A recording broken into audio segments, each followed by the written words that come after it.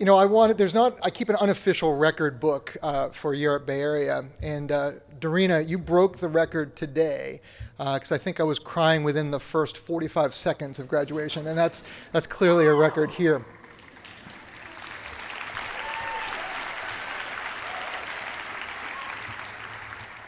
And Bree and I were out in the hallway before the graduation, and she was telling me how nervous she was, and she was saying that she wanted to not be nervous before coming up to speak.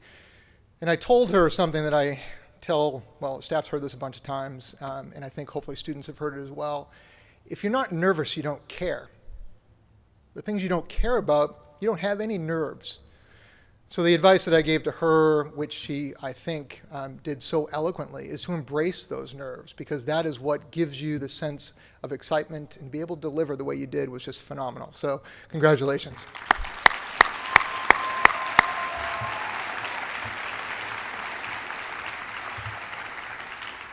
So I didn't know what Jose was going to talk about in the introduction, and it's funny when he talked about Dreamforce. Let me tell you a little secret. Abby and I were just talking about this. She said, Jay, are you ever nervous before you speak? And I said, I'm always nervous before I speak because I care so much. So a little secret about the Dreamforce conference. There was, at that point, about 17,000 people, and I had never spoken to more than a few hundred people at that time. And I was scared to death. I remember the night before walking around the block trying to memorize the lines, because I figured if I could at least get the first couple of lines out, I'd be okay. So a little secret that I'm going to tell you that you can share with your friends, because there are 1,000 of you, so I can't control the message, is that I wrote down the first 4 words on my finger. So if you ever watch the video of that speech, you'll see me looking down at my forefinger to make sure I get the first 4 words right. So, I can't help but stand here and think back to our first graduation. Lori and I were talking about this yesterday, that there were 16 graduates in that first class, probably had 120 guests in a very small room. And here we are today with almost 1,000 people sitting in this room. And I am grateful, eternally grateful, for all of those young adults who put their faith and trust in us, because if they had not done that, we wouldn't be here and you wouldn't be here. So one of the things I'd like to make sure you understand as you go forward from here is always remember those people who believed in you when there was no other good reason but they trusted in you. Those people who believed in you and were there when you needed them, those are the people you keep close. Those are the people you never, ever forget. So I want to live my words. I want to recognize a couple of people, the first of whom is Meg Garlinghouse from LinkedIn. The story is that Scott Donahue had the first meeting with Meg to talk about Year Up and forging a partnership with LinkedIn. We had not much of a track record to go on at that point. It was a leap of faith that Meg took in us, and look at the benefits of that. So I want to say thank you very much for doing that for us. Thank you very much.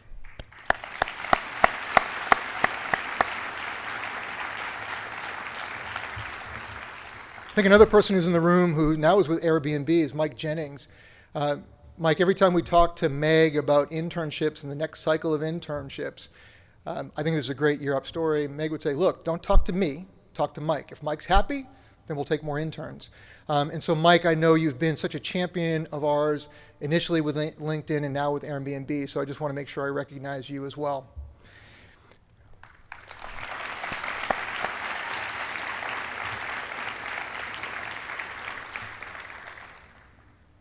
So graduates, I want to now turn to some of the people that are more visible in terms of your support network.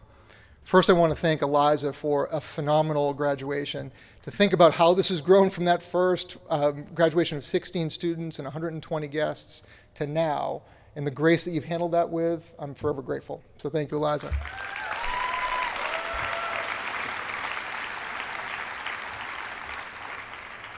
So graduates, I want you to get rowdy with me in just a second. I want to recognize the staff at Year Up Bay Area. And what I want to do is, you think about over the last 7 years, this group of committed and talented professionals have met every single challenge put in front of them.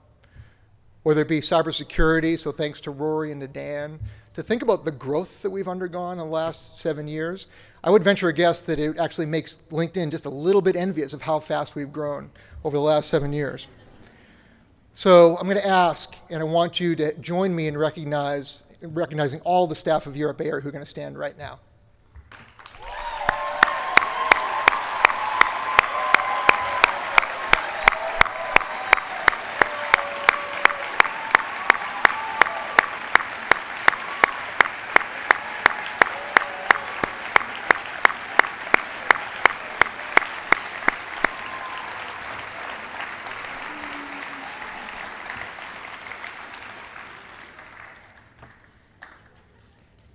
I talked a little bit about Meg and I talked a little bit about Mike, and there are people who you will never meet who have helped to make this possible for you to be sitting in this room today, to have the opportunities that you have gone and taken advantage of.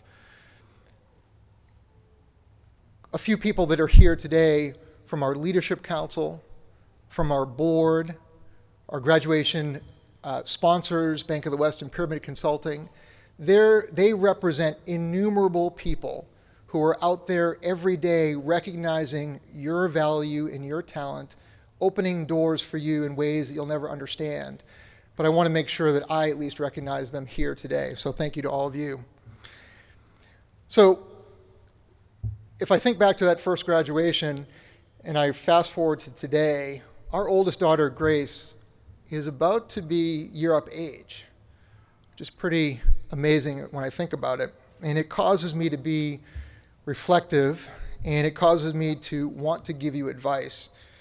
And unlike my kids, you can't go anywhere for the next few minutes, so I get to do that.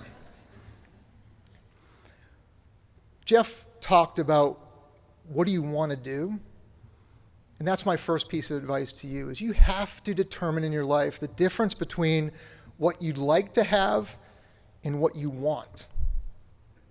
Because the difference between like to have and what you want is a difference in your willingness to work. The things that you want are those things that you will work tirelessly for. Now, one of my biggest regrets of getting larger as an organization is that I don't get to know you the way that I want to. I know many of you, but I don't know you the way that I wish more time would allow for. But what I do is I sit and I look through applications of all of you and to hear about your stories. So think about Bree, and everyone has their story, and trying to understand what it is that you wanted when you came to the program. And I want to share some of the things that I read in this most recent class. It's my responsibility to hold our house together. I want to be someone my brother can be proud of. I want to be successful, and I know Europe can help me bridge that gap that I haven't been able to bridge myself. I want to provide for my family and my future kids. Because of my past, I see what I want for tomorrow. I want to show my family there is more than just struggle in getting by. Well, let me tell you, by being here today, you have all demonstrated what you wanted. You wanted to be here, and you've worked incredibly hard to be here. Now, here's the trick, as Jeff was talking about, is that you are going to have to continually make the choice of what you would like versus what you want. It is the fundamental question that will define your life and your purpose. Because the truth of the matter is, there will be an increasing number of things that you can do. So you have to think about what it is that you want, and what do you want the world to be like as a result of you having been here. So Jeff and LinkedIn talked about their vision. I'm always amazed at the synergy and how complementary our work is to what LinkedIn is trying to pursue. Jeff talks about creating economic opportunity for every member of the global workforce. Jeff and LinkedIn want to connect talent with opportunity at massive scale. Jeff and LinkedIn want to train people for the jobs that will be. Well, here are the things that I want. I want a country where we can't predict where a person will end up based on the color of their skin. I want a country where we can't predict where a person will end up based on where they were born. I want a country where we can't predict where a person will end up based on how much money their parents have. I want a country where we are not mourning the death of Michael Brown 1 year ago in Ferguson, but rather celebrating the 1-year anniversary of his new job. I want a country where the atrocities in Charleston are unimaginable.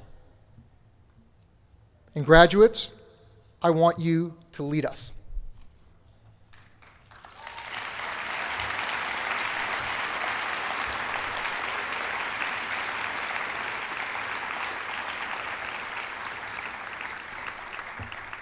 And the fact of the matter, whether you know it or not, is that you have been since the day you walked in the doors of Year Up.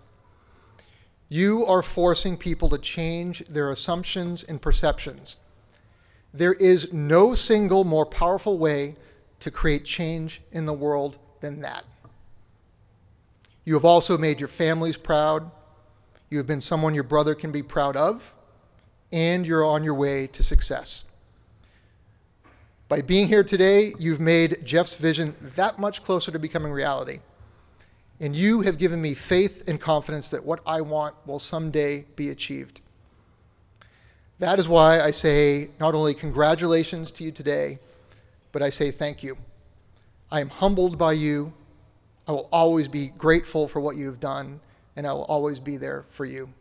Congratulations, class of 13.